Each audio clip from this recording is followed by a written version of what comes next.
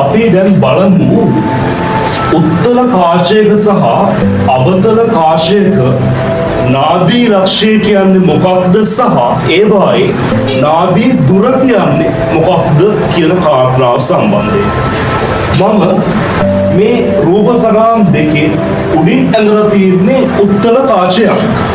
උත්තල කාශයක් වෙතට ඉදිරියෙන් සමාන්තර ආලෝක කදම්බයක් එල්ල කරපුවාම ඒ සමාන්තර ආලෝක කදම්බය උත්තල කාශය වෙතින් ගමන් කිරීමේදී ඒ තුලින් ගමන් කිරීමේදී අභිසාරීව වර්ධනය වෙනවා. අභිසාරීව වර්ධනය වෙලා එක්තරා වූ ලක්ෂයකදී ඒ කදම්බයේ තිබුණු ආලෝක කිරණ එක තැනකට එකතු වෙනවා. එක්තරා වූ ලක්ෂයක එක තැනකට ඒකරාශී වෙනවා.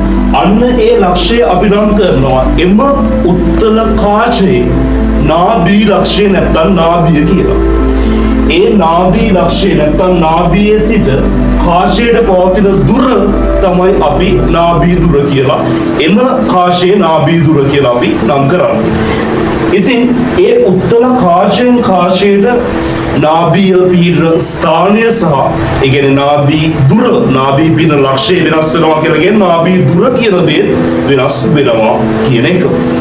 right. ඊට පස්සේ අපි අවතල කාශයක් විතර ගියොත් අවතල කාශයක් ඉදිරියේ සමාන්තර ආලෝක කදම්බයක් එල්ල කළොත් ඒ සමාන්තර ආලෝක කදම්බය අපසරණය වීමක් තමයි සිද්ධ වෙන්නේ. ඒ කියන්නේ විසිරී යාමක් තමයි සිද්ධ වෙන්නේ. ඒ විසිරී යාම සිද්ධ වෙන්නේ ඒ අවතල කාශයේ ඉදිරියේ සමාන්තර ආලෝක කදම්බය එල්ල කරපු ඒ දිශාවේ පිහිටි යම් ලක්ෂයක සිට පැමිණෙන්නාක්සේ තමයි ඒ දේ සිද්ධ වෙන්නේ. මම ආයෙ පාරක් කියනවා. අවතල කාශයක් වෙතට සමාන්තර ආලෝක කදම්බයක් එල්ල කරපුවාම අපසරණය වෙනවා. ඒ අපසරණය වෙන්නේ ඒ සමාන්තර ආලෝක කදම්බය එල්ල කළ පස නැත්නම් ඒ එල්ල කර ප්‍රදේශයේ පිහිටි යම් ලක්ෂයක සිට පැමිණෙන්නාක්සේ තමයි ඒ ආලෝක කදම්බයේ තිබුණු කිරණ අපසරණය වීමට වාජනය දෙන්නේ. ඒ සමාන්තර ආලෝක කදම්බය එල්ල කරපු පැත්තේ පිහිටි ලක්ෂයක ඉඳලා එන්නාක්සේ තමයි ඒ කදම්බයේ තිබ්බ කිරණ අපසරණය වීමකට වාජනය වෙන්නේ.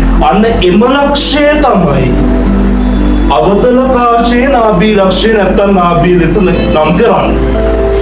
එන්න ඒ නාභී ලක්ෂයේ සිට නැත්නම් ඒ අවතල කාශයේ නාභියේ සිට අවතල කාශයට පවතින දුර එම අවතල කාශයේ නාභී දුර ලෙස නම් කරනවා. ඉතින් ඒ අවතල කාශවල නාභී ලක්ෂයේ කාශයෙන් කාශයට නාභිය සහ නාභී දුර වෙනස් වෙනවා.